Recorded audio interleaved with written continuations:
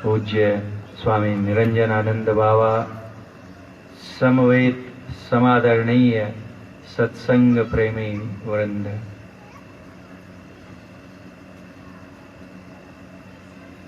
जहाँ पर जैसा संग होता है उसका रंग लगता ही है।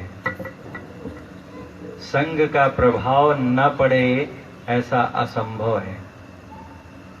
आज मात्र दूसरा दिन है और ये दोनों दिन मिलाकर चौथी पाली है, हमारी चौथा सत्र है जो हम सत्संग कर रहे हैं। और अभी इसके पहले जब स्तुति करने के लिए हम लोगों ने उद्घोष किया, गुरु महाराज की जय जयकार की, तो मुझे यह देखकर सुनकर बड़ा सुखद आश्चर्य हुआ कि वहाँ देखिए, उधर जो मकान है इस कॉलोनी में, उधर बच्चे खेल रहे थे और हम लोग यहाँ पर बोल रहे थे श्री सद्गुरु महाराज की जय। तो उधर खेलते हुए बच्चे हमारे पीछे पीछे खेलते खेलते दोहरा रहे थे श्री सद्गुरु महाराज की जय। सिर्फ 2 दिन का सत्संग हुआ और न जानते हुए अनजाने में देखिए उन बच्चों पर रंग लग गया। और उतनी दूर से वो सुनकर खेलते हुए ही जब हम जैसे ही कहते हैं बोलिए प्रेम से श्री सद्गुरु महाराज की जय, तो वहां खेलते ही खेलते वो जोर से चिल्लाते हैं श्री सद्गुरु महाराज की जय। और हम लोग यहाँ पर पंडाल में बैठे हुए श्री सद्गुरु महाराज की जय पर ऐसी फीकी आवाज निकालते हैं कि बाहर में किसी को, जस्ट इस मंडप के बाहर किसी को हमारी आवाज सुनाई नहीं देती। ऐसा क्यों?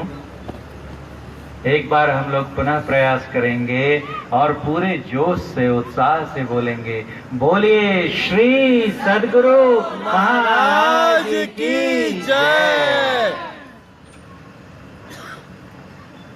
ये जो हम लोग सत्संग भी कर रहे हैं, ये एक प्रकार का कर्म है।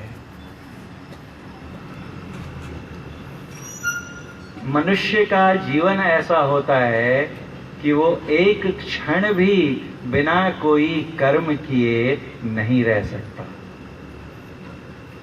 आप सोचकर देखिए, कितनी भी कोशिश करिए, एक क्षण हम सामान्य जन ऐसा नहीं बिता सकते जब हम कोई कर्म ना करते हैं। हाथ हिलाएंगे, पैर हिलाएंगे, सर हिलाएंगे, इधर देखेंगे, उधर देखेंगे, और ये सब कर्म हुए। ये सब नहीं कर रहे और शरीर को पकड़ के पत्थर के जैसा जड़वत कर दिया, तब भी मन अंदर अंदर काम करता रहता है। अगर हम लोग कायिक कर्मों को रोक दें, शारीरिक कर्मों को रोक दें, तो भी ये मन जो है शांत नहीं होता, वो अपनी खुराफात करता रहता है। और इस प्रकार जो सामान्य संसारी जन होते हैं, वो कभी भी जीवन में जब तक वे जीवित हैं बिना कर्म किए नहीं रह सकते।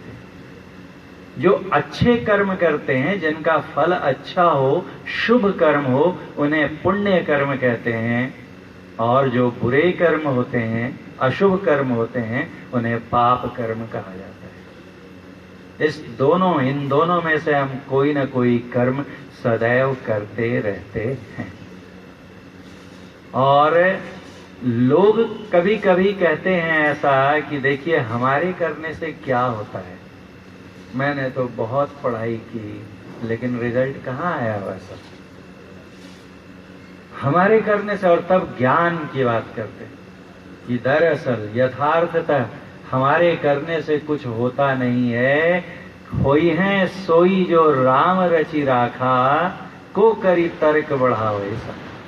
बिना उनकी मर्जी के पत्ता भी नहीं हिलता, हम कुछ भी कर लें कोई फर्क नहीं पड़ता। गलत है क्या? गलत नहीं है। होई है सोई जो राम रचि राखा। ईश्वर ने जो विधान कर रखा है वही होता है, ये सत्य है। लेकिन ईश्वर ने कैसे रचना की है इस संसार की, किस प्रकार ईश्वर इस संसार को चलाना चाहते हैं, डिजाइन कैसा है, तो कहते हैं कि होगा वही जो वो चाहते हैं। लेकिन उन्होंने चाहा क्या, किस प्रकार के विश्व की, जगत की रचना की, उसका आधार क्या बनाया? तो कहते हैं कि कर्म प्रधान विश्व करी राखा, जो जस करई सो तस फल चाखा। उन्होंने संसार की रचना करते समय क्या सिद्धांत रखा? कर्म फल का सिद्धांत रखा कि जो जैसा कर्म करेगा वैसे ही फल उसके भाग्य में आएंगे। कर्म करने की स्वतंत्रता देकर परमात्मा ने हमें इस जगती तल पर भेजा। कर्म करने की स्वतंत्रता सिर्फ मनुष्यों को है। नए कर्म जो होते हैं वो 3 प्रकार के बताए गए हैं। एक कहते हैं क्रियमाण कर्म, दूसरा होता है संचित कर्म और तीसरा होता है प्रारब्ध। हम अभी जो कर्म कर रहे हैं, कौन से कर्म? जो कि हमारे प्रारब्ध का फल नहीं है। हमारे पिछले किए हुए कर्मों के चलते भी बहुत से फल होते हैं। जैसे यदि हमने पिछले जन्म में किसी को बहुत सताया हो, बहुत परेशान किया हो, तो संभव है कि इस जन्म में वो पुत्र बनकर हमारा आ जाए, पत्नी बनकर आ जाए और हमें तरह तरह से तंग करे। और चूंकि वो मेरा ही पुत्र है या मेरा ही परिजन है, तो उसके तंग करने का उतना बुरा भी नहीं लगता और मैं झेलता जाता हूं। ये जो कर्म है ये प्रारब्ध का कर्म है, इसे क्रियमाण कर्म नहीं कहते। क्रियमाण कर्म वो है जो हम प्रारब्ध के वश से स्वतंत्र होकर, जो हम प्रारब्ध के वशीभूत न होकर अपनी स्वतंत्रता से जो नवीन कर्म करते हैं, नए कर्म संपादित करते हैं, उन्हें कहते हैं क्रियमाण कर्म। जिस समय हम नया कर्म करते हैं वो क्रियमाण कर्म कहलाता है, लेकिन जैसे ही वो कर्म पूरा हो जाता है वो हमारे बैंक बैलेंस में जमा हो जाता है। जैसे ही वो कर्म पूरा हुआ कि उसकी अवस्था परिवर्तित हो जाती है। अब वो क्रियमाण, जब तक कर रहे हैं तब तक क्रियमाण कर्म है। जैसे ही हो गया कर्म, अब वो क्या बन गया? संचित कर्म। उसको वापस नहीं ला सकते, अनडू नहीं कर सकते। कंप्यूटर में टाइप करते हैं ना, मोबाइल में कुछ गलत हो गया तो बैक स्पेस या डिलीट से या अनडू करके उसको खत्म कर देते हैं। कर्मों में ये सिद्धांत लागू नहीं होता। एक बार जो कर्म हो गया सो हो गया और वो हमारे संचित कर्मों में जमा हो गया।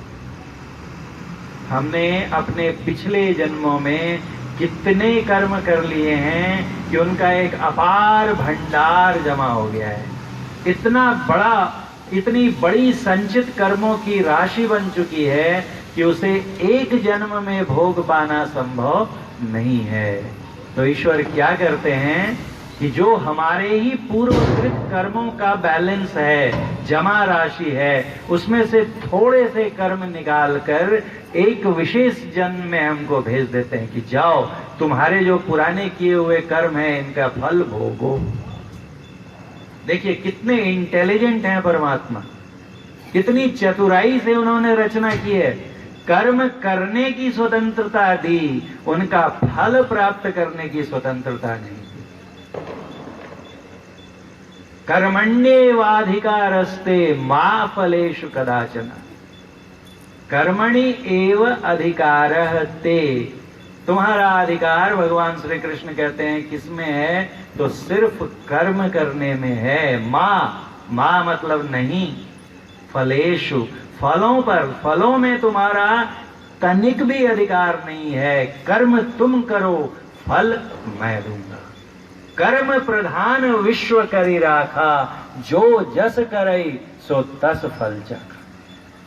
अगर ये सिद्धांत नहीं रहा होता तो क्या होता कि हम कर्म तो कैसे भी करते, बुरे कर्म कर लेते, और जब फल लेने की बारी आती तो अपने प्रभुत्व का प्रयोग करके कि हम बड़े बहुत धनी मानी हैं या बड़े बलशाली हैं या बड़े पोस्ट पर हैं, तो जाके झपट लेते थे अच्छे कर्म, अच्छे फल।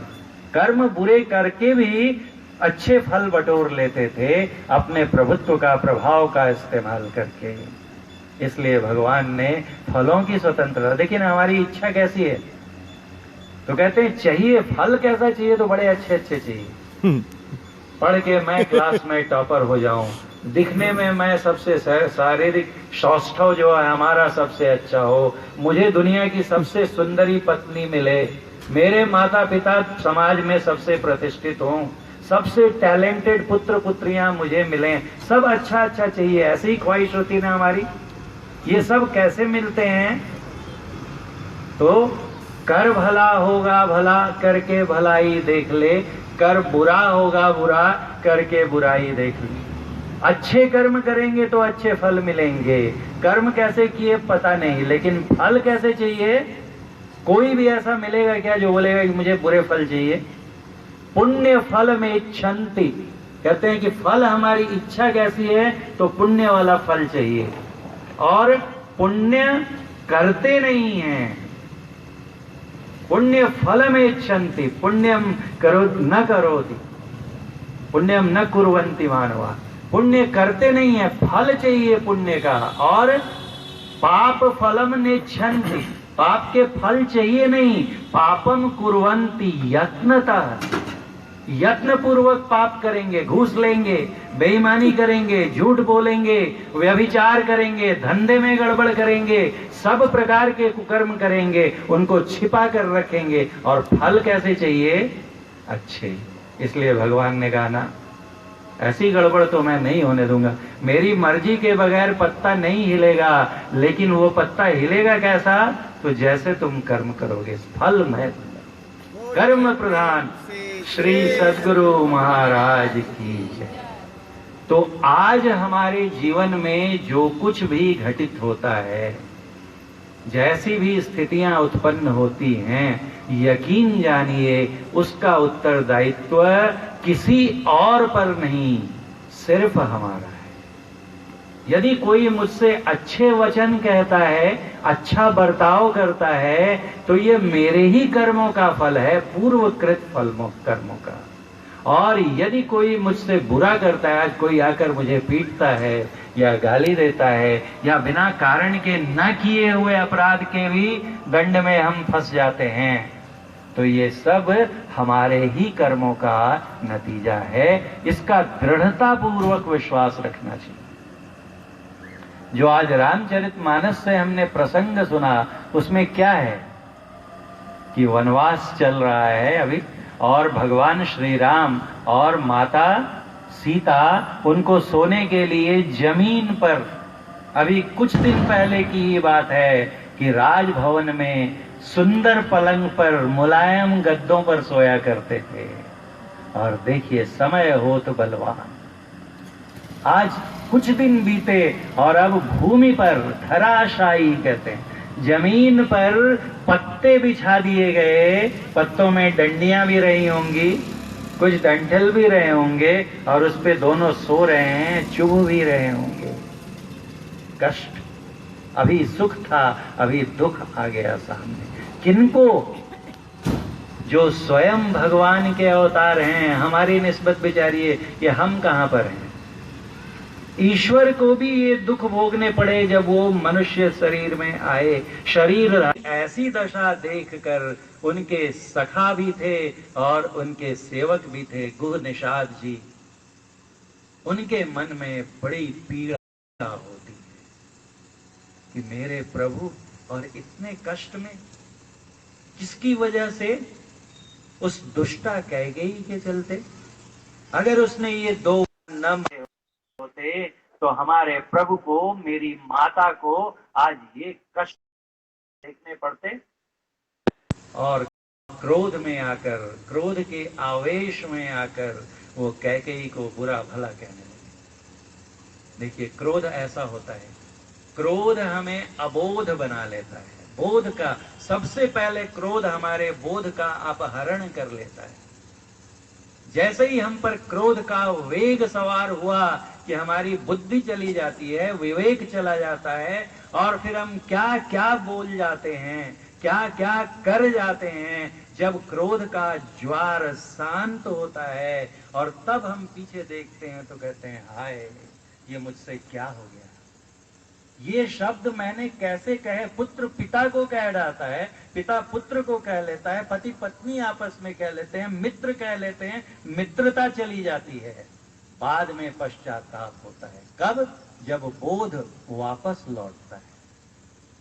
तो जब वो, इसलिए क्रोध कहते हैं, हम लोग आज ही प्रार्थना किया ना, काम क्रोध मद लोभ के नहीं वेग सतावे, हे गुरु महाराज इनके वेग से मेरी रक्षा कीजिए। गुह निषाद को क्रोध से भरा हुआ देखकर लक्ष्मण जी, क्रोध आग लगी है तो उसे कैसे बुझाते हैं? उसमें घी डालने से नहीं बुझेगा और हवा देने से नहीं बुझेगा। कोई दूसरा मित्र रहता तो क्या कहता था, एकदम सही बोल रहा है, उसको तो मार ही डालना चाहिए, सच में नालायक है कह के। लेकिन क्रोध को मृदुलता से शांत किया जाता है। बोले लखन मधुर मृदुबान, मधुर वाणी बोलते हैं, मृदुल वाणी बोलते हैं और कहते हैं कि भाई गुह निषाद ऐसा मत करो। काहु न को सुख दुख कर दाता, निज कृत कर्म भोग सुन भ्राता। इस संसार में कोई किसी को दुख देने वाला नहीं हुआ है, सब अपने ही कर्मों का फल भोगते हैं। और किस प्रसंग में ये कह रहे हैं ये तो विचारिए। गुह निषाद का क्रोध किस घटना से उपजा था? भगवान श्री राम और मां सीता को दुख की स्थिति में देखकर। और उनके बारे में कहते हैं लक्ष्मण जी, शेषावतार लक्ष्मण जी, कि आदमी जो भी कर्म भोगता है वो उनके अपने ही फलों, अपने ही पूर्वकृत कर्मों का फल होता है। एक बार मैं कलकत्ते में यही चर्चा चल रही थी बाबा, तो जब ये कह गया तो बाद में वहां पर नहीं, सत्संग खत्म होने के बाद एक बुजुर्ग सत्संगी आए मेरे पास और उन्होंने कहा कि ठीक है, दशरथ जी ने बुरे कर्म किए थे, उन्होंने गलती से भूलवश श्रवण को कुमार को मार दिया था, श्राप पाया था कि तुम्हें पुत्र वियोग होगा, उसमें प्राण त्याग होगे और इसलिए राम और सीता को वनवास जाना पड़ा। ये बात तो समझ में आती है। भगवान श्री राम और माँ सीता ने ऐसा कौन सा कर्म किए थे कि उनको जंगल में जाना पड़ा? दशरथ का कर्म दशरथ को भुगतना चाहिए, राम और सीता क्यों भुगते हैं? तो पूज्यपाद महर्षि संत सेवी जी महाराज के एक प्रवचन में आया है कि मां सीता जब कुंवारी थी, अपने पिता जनक जी के साथ, माता के साथ रहती थी, तो उन्होंने मिथिला में एक सोने का पिंजरा बनाया था और उसमें एक सुग्गी को पाला था, मादा पोपट, मादा मिट्ठू तोता जो है, सुग्गी को, तोती को पाला था और उसे रोज सोने का पिंजरा, क्योंकि राजकुमारी थी ना, हमारा लोहे का पिंजरा रहेगा, उनका सोने का पिंजरा था और उसमें सुग्गी को कैद कर रखा था और उसे रोज चांदी के कटोरे में दूध भात खिलाती थी, क्षीर खिलाती थी, वो सुग्गी खाती थी। कर्म का फल सामने आता है। हर एक प्राणी स्वतंत्रता चाहता है, पराधीनता, परवशता, बद्धता, बंधन किसी को भी पसंद नहीं है। चाहे वो कैसा भी पशु ही क्यों ना हो, तो पक्षी भी स्वतंत्र गगन में विचरना चाहते हैं, स्वच्छंद विचरण करना चाहते हैं और उनको सोने के पिंजड़े में बंद कर दिया था। फल क्या हुआ? कहां पर उन्हें बंद किया गया? सोने की लंका थी। इतना सा कर्म करते हैं, इतना बढ़ के मिलता है, कई गुना होकर हमारे सामने। 1 किलो धान का अगर हम लोग बीज खेत में लगाते हैं तो फसल में भी क्या 1 किलो धान उपजता है या कई क्विंटल होकर मिलता है। एक आम का बीज लगाएंगे, उससे जो वृक्ष बनेगा उसमें हजारों फल होते हैं। तो अगर हम अच्छे कर्म करेंगे, हम लोग बहुत छोटे थे तो एक फिल्म आई थी, फिल्म का नाम तो नहीं याद है, वो रिक्शा घुमाता रहता था और उसमें गाना बजता था, गरीबों की सुनो वो तुम्हारी सुनेगा, तुम 1 पैसा दोगे वो 10 लाख देगा। तो बहुत से लोग इसी भावना से दान करते हैं 100 दूंगा, हालांकि ये दान का सिद्धांत नहीं है। कहते हैं नेकी कर दरिया में डाल, दाहिने हाथ से जो दान किया बाएं हाथ को नहीं पता चलना चाहिए, अर्थात करके भूल जाना चाहिए, निष्काम कर्म। खैर, तो जो थोड़ा सा हम कर्म करते हैं जब वो फल बनकर सामने प्रकट होता है तो कई गुना होकर आता है। इतने छोटे से पिंजड़े में सुग्गी को बंद करके रखा था, सोने की लंका में खुद कैद हो गई और उनके लिए खीर लेकर आए थे इंद्र देवता कटोरी में, और ये सुग्गी को दूध भात खिलाते थे। और उनको तो ये कथा कम लोग जानते हैं, राम भगवान का तो हम लोग जानते हैं कि जब वो विष्णु अवतार में थे, एक तो नारद जी ने ही श्राप दे दिया था, उतने विस्तार में हम लोग नहीं जाएंगे, उतना समय नहीं है। सिर्फ समझने की बात क्या है कि कर्म हमने किया तो ये याद रखना चाहिए कि उसके फल से जब भगवान नहीं बच सकते तो हम किस खेत की मूली। इसलिए बहुत सोच विचार करके कर्म करना चाहिए। पहले तो मन में देखिए विचार आते हैं। कर्म 3 स्तर पर होते हैं, मनसा वाचा कर्मणा। ये हमारा शरीर जो है कुछ ऐसा नहीं है। भगवान गोस्वामी तुलसीदास जी कहते हैं तुलसी यह तन खेत है। ये जो हमारा शरीर है क्या है? खेत है। और मन वच कर्म किसान, इसमें जो खेती करने वाला कृषक कौन है? तो कहा मन वचन और कर्म। मन से कोई भी काम हम पहले करते हैं, कहां पर? मन में करते हैं कि मुझे एक मकान बनाना है। ये विचार सबसे पहले कहां आता है? इस दिवाली में तो नहीं खरीद पाया, अगले दशहरे में जरूर एक नई गाड़ी खरीदनी है, अगले दशहरे में खरीदनी है। मन में विचार अभी आ गया है ना। और वो मानसिक कर्म संपन्न हो गया जैसे ही मन में विचार आया, और अब उसके लिए हम लोग जुगाड़ लगाना शुरू करते हैं। कहाँ से इतने पैसे? अभी से पैसे जमा करने शुरू कर देते हैं। बोलते हैं दोस्तों को, अरे यार एक कार खरीदनी है, तुमको पता है क्या इतना बजट है मेरा, थोड़ा सा रिव्यू वगैरह पढ़ के बताओ ना, 10 लाख के अंदर में कौन सी कार आती है। बोला वाचिक कर्म। पहले कहाँ कर्म हुआ? मन में हुआ, फिर बोला, और तब जब बोल कर भी अब हो गया, सब कलेक्ट हो गया डेटा, तो दुकान में जाते हैं और एक कार बुक कर देते हैं। अब क्या हो गया? ये कर्म। 3 स्तर पर कर्म होते हैं। सबसे अगर वापस समेटना है कि कोई बुरा कर्म में आपको देखा या आपको मुझे देखकर हो सकता है कि मन में विचार आए कि बड़ा ज्ञान बघार रहे हैं, खुद में तो पता नहीं कितना है, या ध्यान वान करते हैं कि नहीं करते हैं, खाली यहाँ पर स्टेज पर बैठने को मिल गया है, बोले जा रहे हैं। मन में ये विचार आ गया, अगर बोल देंगे और आकर हमारे साथ, चलो हटो, देखा था तुमको कल वहां पर ये गड़बड़ करते हुए, बड़ा भाषण दे रहे हो, तो ये हो गया कायिक कर्म। कर दिया ना हमने। कहते हैं कि कुछ करने से पहले शरीर से ना हो जाए तो पहले उसको रोको, कम से कम शरीर को तो रोक लो। मन तो बाद में रुकेगा, पहले शरीर को तो रोको।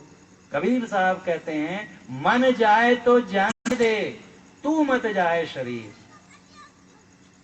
मन कहता है कि वहां जाने से हमको गलत जगह जाना है, और शरीर अभी अगर चल दे तो गलत काम तो पूरा हो ही जाएगा ना।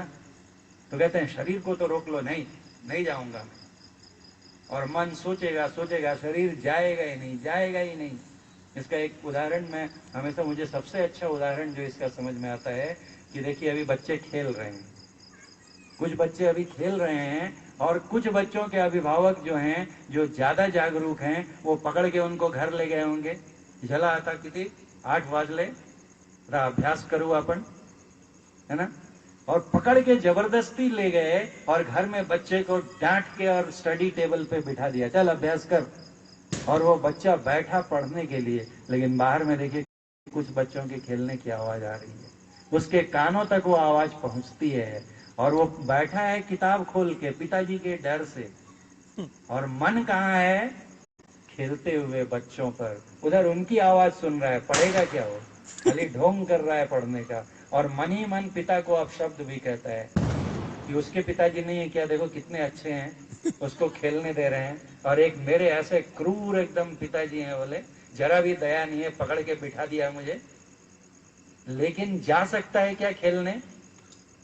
क्योंकि गया शरीर से कर्म करने गया तो लगेगी पिताजी की छड़ी, तो बेचारा बैठा हुआ है और जबरदस्ती पढ़ने का नाटक कर रहा है। मन अभी भी यहां फंसा हुआ है।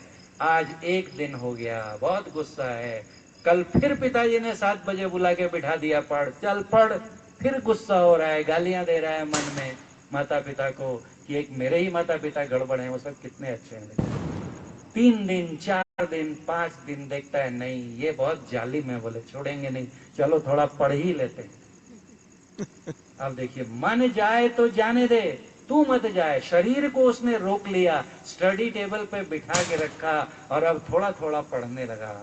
और पढ़ा और पढ़ा और एग्जाम आया, उसमें अच्छे से जो पढ़ के गया था वही आ गया, लिखा आंसर, बहुत अच्छे मार्क्स आए। शिक्षक ने पीठ थपथपाई, क्लास में खड़ा किया, देखो इसने कितना अच्छा स्कोर किया है। अब क्या हुआ? अगर नहीं पढ़ा होता तो आज इतनी शाबाशी मिलती थी टीचर से। सचमुच में पिताजी अच्छे हैं बोले। अगर नहीं बिठाया होता तो आज ये रिजल्ट नहीं आता था सामने। अब उत्साह मिलता है उसे और अब बिना बोले जाके बैठ जाता है पढ़ने। मेडिकल का एग्जाम देना है मुझे, पिताजी बोलते हैं पढ़ो, सही तो बोलते हैं, इतने पैसे लगाया मेरे पीछे में, कोचिंग क्लास वालों को लाख रुपए दिए, मैं नहीं पढ़ूंगा तो क्या होगा? और वो पढ़ने लगता है। शुरुआत कहां से हुई थी? तो अगर उस समय वो जबरदस्ती छोड़ के भाग जाता था तो आज ये कर्म होता था क्या? कबीर साहब कहते हैं कि झूठ मूठ खेले सचमुच होए, सचमुच खेले विरला कोय। पहले ढोंगी करना पड़ता है। हम लोग ध्यान में बैठते हैं और कुछ ध्यानवान होता नहीं है। जब करने बैठते हैं गप करने लगते हैं, दूसरे देखते हैं अरे वाह ये तो ध्यान कर रहे हैं, बड़े सज्जन धर्मात्मा पुरुष हैं। और जो कर रहे हैं उनसे पूछिए कि उनका क्या हाल है, कैफियत है। न वो बिंदु ध्यान तो बहुत दूर हो गया, मानस ध्यान भी अभी दूरी है, जप भी नहीं हो रहा है, लेकिन फिर भी कहते हैं। तब क्या कर रहे हैं हम? सच में ध्यान कर रहे हैं क्या? ध्यान करने का दिखावा कर रहे हैं। तो कहा झूठ मूठ खेल है, चलो कोई बात नहीं, झूठ ही करो, पहले करो तो करते करते होने लगता है। थोड़ा भी किसी दिन मन लग गया तो कोई दूसरे को बताना नहीं पड़ता, अपने को ही लगता है कि किसी को जाके बताएं क्या आज बड़ा अच्छा लगा, क्या अच्छा लगा, कुछ दिखा क्या? नहीं कुछ दिखा नहीं अभी, तो क्या हुआ? नहीं पता नहीं, अजीब सी शांति मिली। लग रहा था कि बैठे रहे, उठे ही नहीं। अभी कुछ दिखा नहीं है। गुरु महाराज कहते थे कि वो पथ ऐसा है कि उस पथ पे चलत पंथ सुख होत महा है। मंजिल तो बहुत दूर है, उस पथ पे चलना ही शुरू कर दिया तो उसी में थोड़ा मोड़ा सुख नहीं, कहते हैं महा सुख होत महा है। उस पंथ पे चलने लगते हैं, एक बार उस पे थोड़ा भी आगे बढ़ गए तो ऐसा चैन, ऐसा सुकून, ऐसी शांति मिलती है जिसका जीवन में इसके पहले कभी अनुभव न किया। बोलिए प्रेम से श्री सदगुरु महाराज की जय। तब क्या होता है कि अपने को अपना ही बल मिलता है कि कल, तब लगता है अरे कल फिर बैठूंगा ना तो वैसा होना चाहिए, फिर नहीं होता है ना। लेकिन वो पुरानी याद रहती है मन में। हमारे पूज्य पाद इसको बड़े अच्छे से समझाते थे कि माता भोजन बनाती है घर में, हर दिन एक समान स्वादिष्ट नहीं होता है, किसी किसी दिन सबसे तारीफ मिलती है, आज तो एकदम जबरदस्त सब्जी बनी है। हर दिन मसाले वही, बनाने वाला वही, सामग्रियां वही, लेकिन हर दिन वो भोजन में स्वाद नहीं आता है। वैसे ही हर दिन ध्यान एक समान नहीं होता है, किसी किसी दिन अच्छा बनता है, लेकिन उससे जो उत्साह मिलता है उससे हम और आगे बढ़ते हैं। और फिर क्या बोलते हैं, जो कोई खेले मन चित लाए, मन लगा के ध्यान करने लगते हैं तो होते होते होइए जाए। ऐसे ही करते करते देखिए ना, इतने बड़े हो गए कि हम सब लोग उनका चित्र लगा के उनकी वंदना करते हैं, पूजा करते हैं, आराधना करते हैं, उनसे प्रेरणा प्राप्त करते हैं, एक दूसरे को बताते हैं और आगे चलने की कोशिश करते हैं। जब शुरुआत की तो गुरु महाराज भी ऐसे ही रहे होंगे। लिखा था उन्होंने अपने गुरु महाराज को कि कुछ नहीं होता है, बड़ी निराशा में लिखा था। तब उनके गुरु महाराज बाबा देवी साहब ने कहा था, लाला चाहे कुछ देखो या न देखो, रोजाना अभ्यास करते रहो। ध्यान में या किसी भी कार्य में सफलता के लिए सबसे जरूरी आवश्यक क्या है? सातत्य, लगातार निरंतरता चाहिए और दीर्घकालिकता चाहिए। लंबे समय तक रोज यदि हम अभ्यास करते जाएंगे तो एक दिन हम भी महर्षि में ही परमहंस जी के समान पूर्ण हो जाएंगे। क्योंकि गुरु महाराज ने हमको जो ज्ञान बताया, द्रोणाचार्य जी की तरह थोड़ा सा छिपा के नहीं रखा। अकपट परमोदार परम उदार, न कछु गुरु धरे छिपाई। कुछ छिपा कर नहीं रखते हैं, पूरा का पूरा ज्ञान दे देते हैं। सिर्फ करना हमें है, करेंगे तो जहां वो हैं वहीं हम स्वयं को पाएंगे। ये विश्वास रखें और कर्म सिद्धांत पर अटल विश्वास। युधिष्ठिर जी ने थोड़ा सा बुरा कर्म किया था, नरक का फल देखना पड़ा। कैंसिल भी नहीं होता है कि 10 पाप कर लिए और 100 पुण्य कर लिए तो टोटल क्या हो गया, 100 - 10 90 पुण्य। ऐसा नहीं होता है। 10 पाप का फल अलग भोगना होता है और 100 पुण्य का फल भी अलग भोगना होता है। इसीलिए हमारे जीवन में सुख भी आते हैं और दुख भी आते हैं। बुरे कर्मों की वजह से दुख, अच्छे कर्मों की वजह से सुख। तो अगर हम बुरे कर्म करें ही नहीं, अच्छे कर्म, गुरु महाराज कहते थे कि बुरे कर्म तो करो ही नहीं और अच्छे कर्म भी करो तो इस भावना से करो कि मैं उनका करता नहीं है। निष्काम कर्म, ये निष्काम कर्म आदर्श स्थिति है कर्म करने की, लेकिन ये आसानी से आती नहीं है। इसके लिए ध्यान चाहिए। सिर्फ विचार से कोई निष्काम कर्म योगी नहीं हो सकता है। जो ध्यान में आगे बढ़ेगा उससे ही ऐसा कर्म होगा, अकर्मी हो जाएगा। वो न कर्मी रहेगा न विकर्मी रहेगा, वो अकर्मी हो जाएगा। तो ये रहस्य है कर्म योग का। और इस पर अगर हम लोग विचार करेंगे, इसमें माया की भी चर्चा आई है। पूज्य हमारे निरंजन बाबा से अनुरोध करूंगा कि उसके इस पक्ष पर वो प्रकाश डालेंगे, क्योंकि एक ही में सारी चीजों की चर्चा नहीं की जा सकती है। वो ये भी कहते हैं, मोह निशा सब सो निहारा, ये सब मोह का मोह मूल परमारथ नहीं। हम लोग आइए दिल्ली से हमारे बीच पधारे हैं। अब बस 3 सत्र बचे हैं उनसे सुनने को, अभी और कल के 2 सत्र। तो हम सबों से अनुरोध है कि अभी थोड़ी संख्या बढ़ी है, इसको और बढ़ाइए। ऐसा दुर्लभ ज्ञान बड़ी मुश्किल से मिलता है। आइए हम लोग पूज्य पर स्वामी श्री निरंजनानंद बाबा से सुनते हैं। बोलिए श्री सद्गुरु महाराज की जय।